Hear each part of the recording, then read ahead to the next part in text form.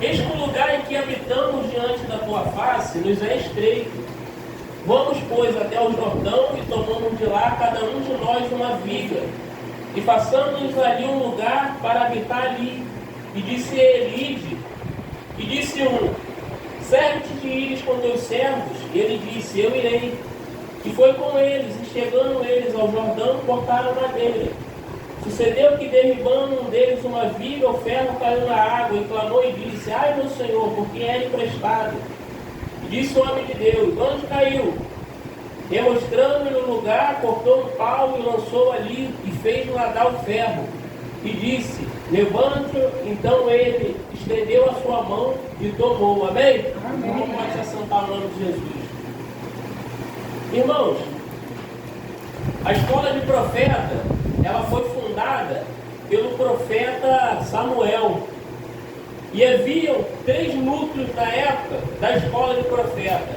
Uma em Betel, uma em Jericó e uma no Jordão, que é essa que nós lemos. E o profeta da época era o profeta Eliseu. E o profeta Eliseu foi um profeta que foi escolhido por Deus. A pastora Eliane já me deu uma base. A Bíblia diz que Eliseu, ele está lá no Monte Carmelo, e ali no desafio com os profetas de Baal, ele vence os profetas. Depois que ele vence os profetas, ele mata todos os profetas. E quando ele mata os profetas, Acabe leva aquilo que aconteceu para Jezabel, sua esposa, e Jezabel ameaça Elias.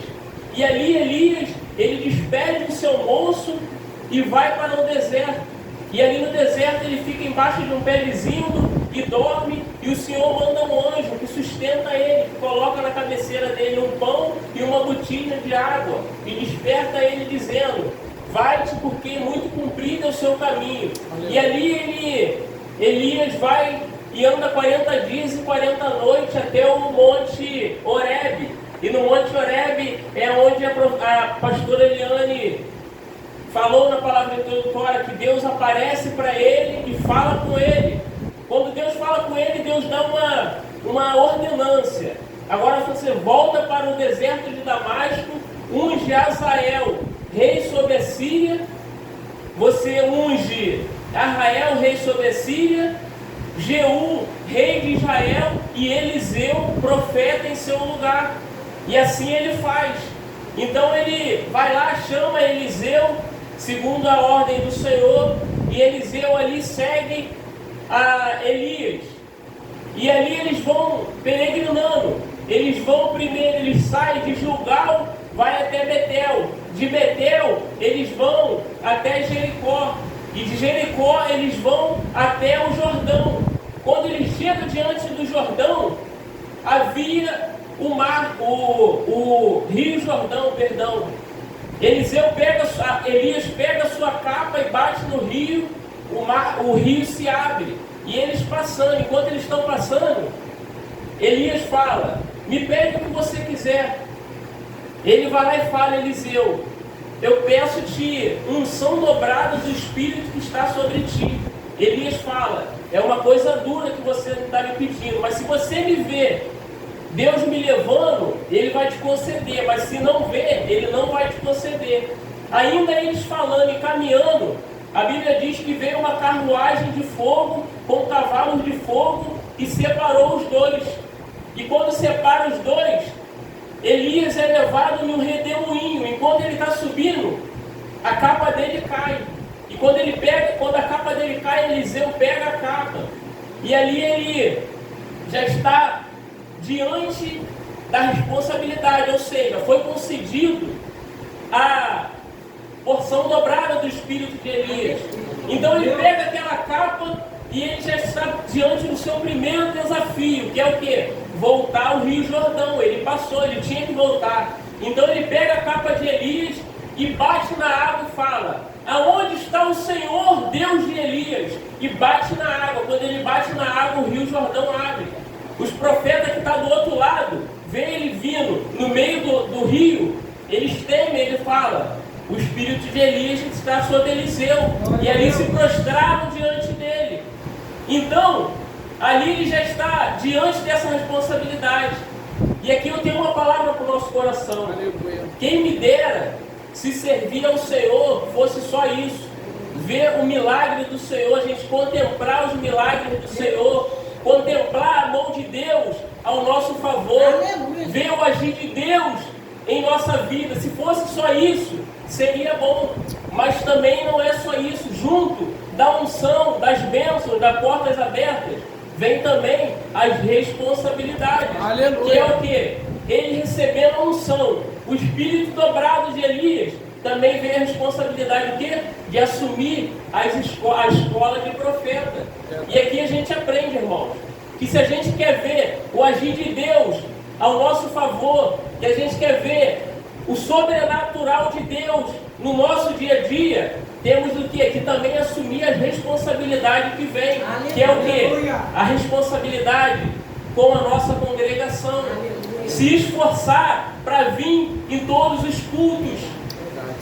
Se esforçar quando o bispo receber uma carta de outra congregação e convocar a igreja para visitar, a gente ser fiel ao nosso pastor e atender o pedido dele. Por quê, irmãos? Porque os outros irmãos, as outras igrejas, eles se alegram quando eles fazem o pedido e a gente chega com a nossa comitivazinha da IACOC para prestigiar os outros irmãos. Por quê? Porque a igreja do Senhor é uma só. Não tem placa de igreja no dia que o Senhor Jesus Cristo voltar. É uma igreja só. E apóstolo Paulo diz lá em 1 Coríntios que Cristo é a cabeça e a igreja é o corpo. E todo o corpo, nenhum membro do corpo pode dizer ao outro: eu não tenho necessidade de ti.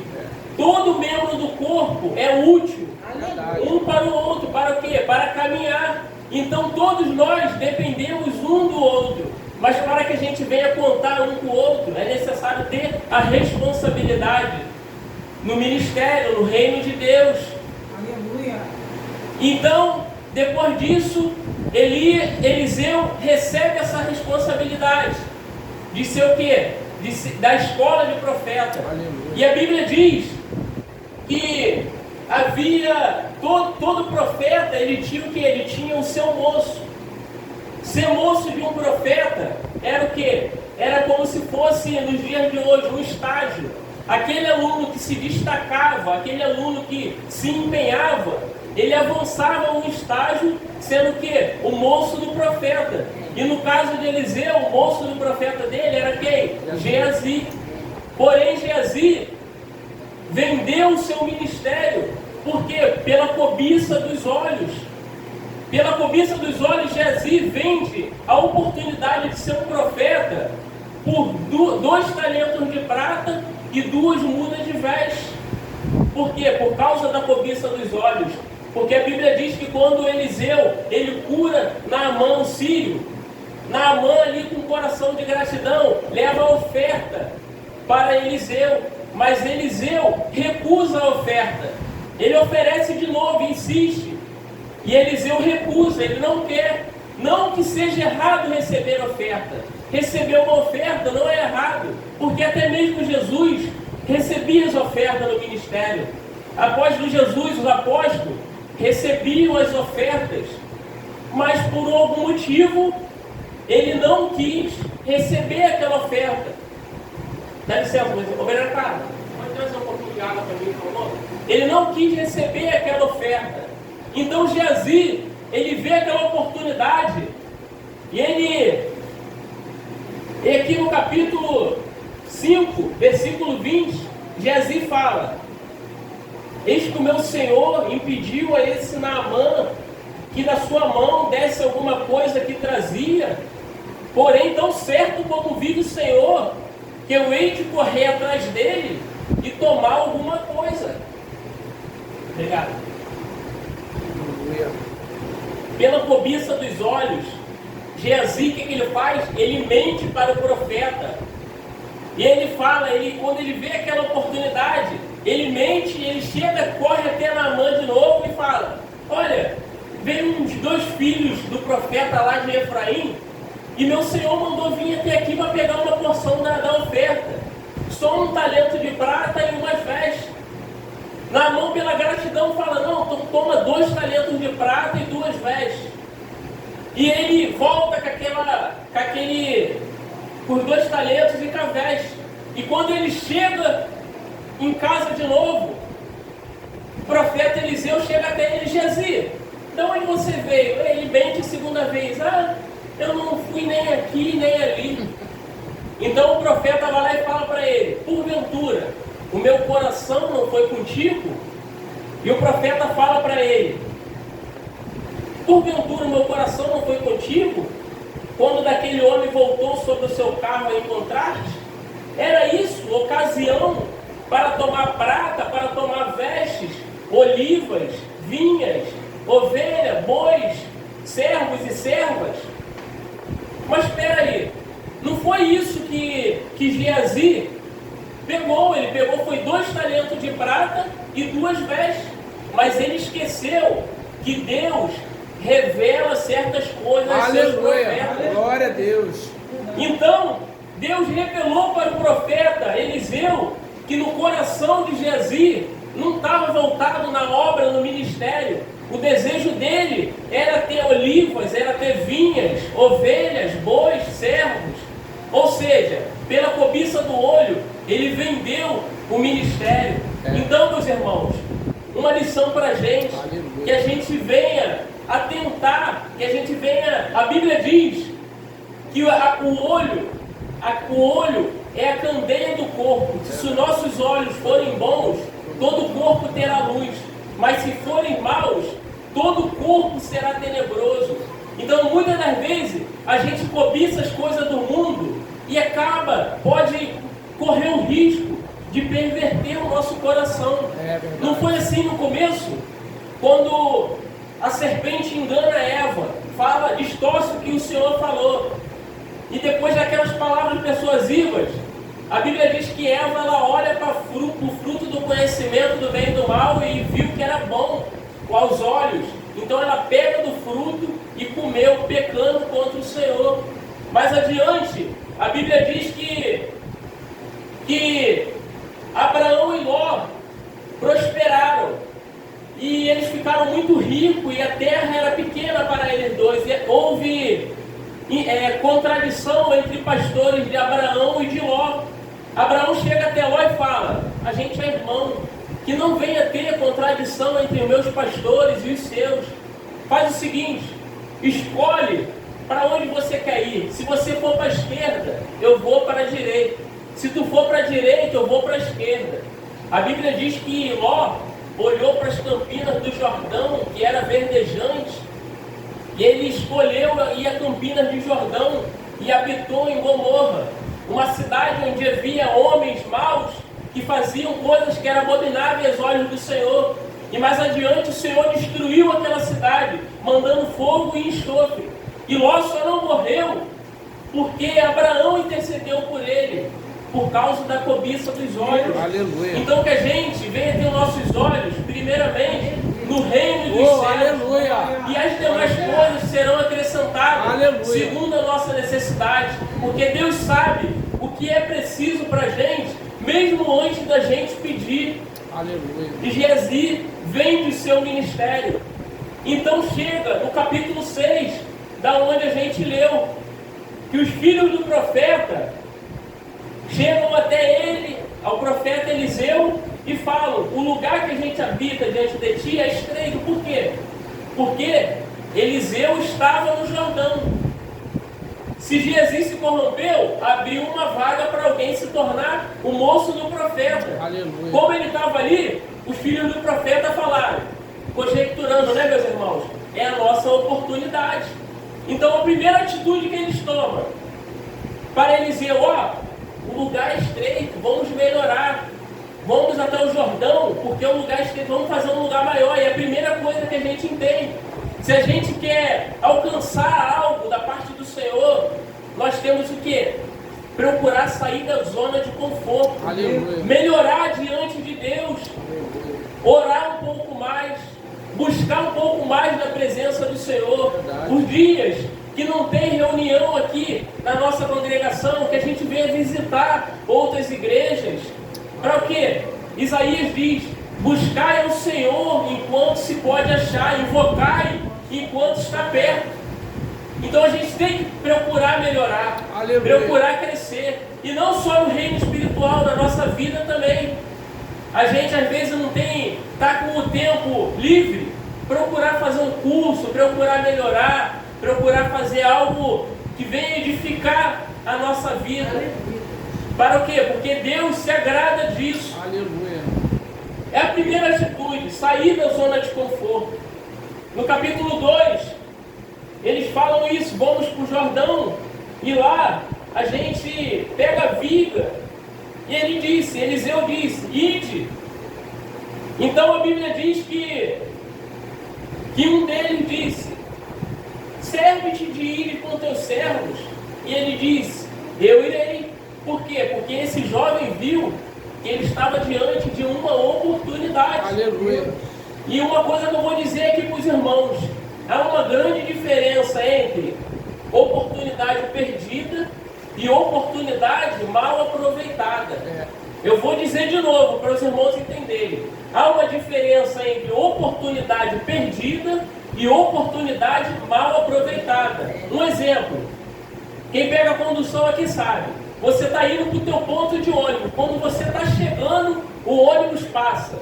Foi uma oportunidade perdida. Você não teve nem tempo de pegar o ônibus. Aleluia. Você vai procurar um emprego. Quando você chega no lugar, acabou as vagas. Você perdeu a oportunidade, porque não tinha mais vagas. Agora, uma oportunidade mal aproveitada. Você chega no emprego, no lugar, o teu currículo, ele preenche os requisitos. Você é contratado, mas quando você é contratado, você chega atrasado todo dia, te pedem para fazer alguma coisa, você não quer fazer, o patrão chega até você, você responde o patrão, você é mandado embora. Foi uma oportunidade mal aproveitada. E aqui, esse jovem, ele vê a oportunidade dele. E ele fala: vem, serve-te de ir com teu servo. Então ele vai: eu irei. E a Bíblia diz que quando eles chegam lá, aleluia, glória a Deus, aleluia, que quando eles chegam lá, eles cortaram madeira. Sucedeu que, derribando um deles uma viga, o ferro caiu na água. E clamou e disse: ai, meu Senhor, porque era emprestado. Se a gente procurar estudar, porque a Bíblia não diz procurar estudar, na época, Israel ele não fabricava ferro. O ferro era exportado, vinha de fora. Israel só fabricava bronze. Então ter um machado era algo difícil. Então podemos conjecturar que se tivesse 50 filhos de profeta e tinha um machado, teria que ter o quê? O revezamento. Então, mesmo com essa dificuldade, ele não impediu eles. Eles, ainda com essa dificuldade, eles fizeram o quê? Deram um jeito. Foram assim mesmo. E aqui há uma lição para nós. Muitas das vezes, quando a gente coloca um propósito em nosso coração, determina em fazer algo, muitas das vezes, a nossa realidade é ao contrário daquilo. A nossa realidade não vai cooperar. Mas a gente tem que fazer o quê? Só tem um machado? Vamos fazer com um machado mesmo. É verdade. Então faça aleluia, com o que você tem. Aleluia. Se hoje nós estamos reunidos aqui na Iacoque, nessa congregação, aparentemente ainda é uma congregação humilde, que a gente vem adorar o Senhor, dar o nosso melhor aqui. Aleluia. Nosso melhor louvor, nossa melhor adoração, nossa melhor oferta aqui. Porque é o que a gente tem no momento. Se você está morando no teu bairro, dá o teu melhor no teu bairro, seja o melhor vizinho, seja prestativo. Verdade, Senhor. Tenha uma boa relação, por quê? Porque é onde Deus te colocou no momento. Aleluia. Se você está em um emprego que você recebe salário mínimo, é o que você tem, mas dá o seu melhor com o teu salário mínimo. Aleluia. Honre o teu Senhor, faça o teu melhor, porque Deus está vendo. E no tempo determinado, Deus vai te honrar na face dessa terra. Quando Ele vê o teu esforço, a tua dedicação. A gente, que é homem, eu, bispo, os demais irmãos, que tem as suas mulheres, é nossas esposas, então a gente tem que fazer o melhor por elas. As esposas, o melhor para o marido, a família, o melhor, porque é o que a gente tem, é o que Deus nos deu. Aleluia, Jesus. E a Bíblia diz que quando derribando a madeira, caiu na água, ou seja, aquele jovem estava diante da sua oportunidade. Creio eu que, conjecturando, ele ansioso, esperando a vez dele. Está chegando a minha vez, vou mostrar para o profeta o que eu sei fazer, vou dar o meu melhor. Quando ele chega na vez dele, quando ele, de repente, ele escolheu até a melhor árvore, eu vou ver aquela dali que é mais bonita. Quando ele foi dar a primeira pancadinha, o ferro caiu na água. Olha a frustração, meus irmãos. E muitas das vezes é assim na minha e na sua vida. A gente está se esforçando, está se dedicando, procurando fazer o melhor, mas ainda assim vem a dificuldade, vem a frustração, a tribulação, aquilo que vem para tentar nos paralisar, nos fazer parar, desanimar. Mas a Bíblia diz que ele fala: ai meu Senhor, porque era emprestado. Uma lição que a gente aprende com esse jovem. Veio o dia mal, veio a dificuldade, clame ao Senhor. Aleluia. Entregue na mão do Senhor a sua dificuldade, aquilo que veio para tentar te derrubar. Entregue na mão do Senhor, porque há poder no clamor. Aleluia. A Bíblia diz que quando o povo estava cativo no Egito, eles proporam no seu coração clamar ao Senhor. E quando eles se reúnem e clamam, a Bíblia diz que o Senhor ouviu o seu clamor e lembrou da aliança que ele tinha feito com Abraão, Isaque e Jacó, e desceu para livrá-los, e enviou Moisés para libertar o povo. Mais adiante a Bíblia diz que o profeta o profeta Isaías chega até Ezequias e fala: Ezequias, organiza a tua casa, porque você vai morrer. E a Bíblia diz que Ezequias vira a cara para a parede e fala: ah, Senhor, lembra-te que eu andei em seus caminhos e fiz o que é reto aos seus olhos. E ali chorou muitíssimo. Antes que o profeta Isaías saísse do pátio do palácio, veio a ele de novo a voz do Senhor: volta lá, porque eu ouvi o clamor, a oração de Ezequias. Glória a Deus. E a Bíblia diz que Deus acrescentou a Ezequias mais 15 anos de vida, por causa do poder do clamor, da oração. Aleluia. Eu não sei o que tem te afligido, o que tem feito que veio para tentar te paralisar, mas não se conforme não. Entregue na mão do Senhor. Glória. Clame Ele, porque Ele é misericordioso. Glória a Deus. Se você está buscando, está andando no caminho justo, fazendo o que é bom aos olhos do Senhor, não está fazendo mal a ninguém, e ainda assim veio o dia mal, é só uma preparação do Senhor do que está por vir. O melhor vai vir e o nome do Senhor será glorificado. Eu creio, só fica aleluia. O salmista fala: deleita-te também no Senhor, e Ele concederá o que deseja o teu coração. Deleitar é confiar, descansar. Que a gente venha descansar no Senhor, meus irmãos. E a Bíblia diz que depois desse clamor, o homem de Deus vai lá e fala: onde caiu? E ele mostrou o lugar. Então Eliseu cortou um pau, lançou ali e fez nadar o ferro. Então disse: levante. Então ele estendeu a mão e tomou. Se você clamar ao Senhor, confiar nele, mostrar a direção do seu problema, aleluia, eu profetizo no nome de Jesus que Deus vai entrar com providência em sua causa, como sobrenatural, como um milagre, e você vai estender a sua mão e vai tomar posse do teu milagre no nome de Jesus. Glória a Deus. Porque esse é o Deus que nós servimos. É um Deus fiel, é um Deus bom, é um Deus misericordioso. Amém, meus irmãos? Quem recebe essa palavra, Amém, aleluia. Tome posse dessa palavra. Glória a Porque o Deus. Senhor, nosso Deus, está nesse lugar. Aleluia. Jesus Cristo, Ele morreu e ressuscitou. E a Ele foi dado todo o poder no céu, na terra e embaixo da terra. Aleluia. O castigo que estava sobre Ele nos trouxe a paz. Aleluia. E pelas suas pisaduras fomos sarados. Mas é necessário a gente ter fé, a gente confiar no Senhor, descansar no nosso coração, saber que Ele está trabalhando ao nosso favor. Aleluia. Amém, meus irmãos? Amém. Essa foi uma mensagem curta. Não adianta eu ficar falando aqui 40, 50 minutos e 80% for coisa do meu coração, da minha mente, 20% do que o Senhor me revelou. Aleluia. Agora o Senhor pode falar apenas 10 minutos. Aleluia. Mas se for o propósito do Senhor, em 10 minutos Ele fala com o teu povo. Aleluia. E eu sei que os irmãos receberam essa palavra. Glória. Que os irmãos vão sair daqui avivados, crendo que o Senhor está no controle de todas as Glória a coisas. Jesus. E eu quero terminar essa ministração com uma oração. E peço que os irmãos venham se colocar de pé em nome de Jesus. Aleluia. Deus, Glória a Deus. Glória, Espírito. Aleluia.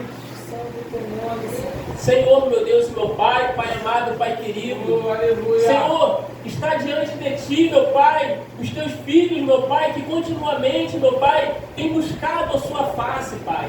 Nós sabemos que nós não somos merecedores, meu Pai, de nada, mas a Sua graça nos alcançou, Pai.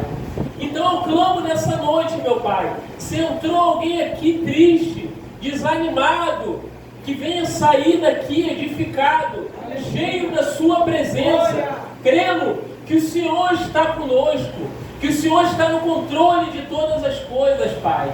Senhor, obrigado, Senhor, porque assim como o Senhor foi com Eliseu, nós cremos que o Senhor também é conosco nos dias de hoje, porque é a promessa do Senhor, Pai, que estaria conosco todos os dias, até a consumação do século. Aleluia, Jesus. Então, Pai, que o Seu Espírito Santo venha nos revestir, meu Pai, para quando a gente sair de Sua casa nesta noite, a gente venha ter a nossa fé renovada, sabendo, Pai, que a gente vai dormir, que a gente vai acordar, porque o Senhor vai nos sustentar. Quem crê nessa palavra, creia em nome de Jesus e aplaude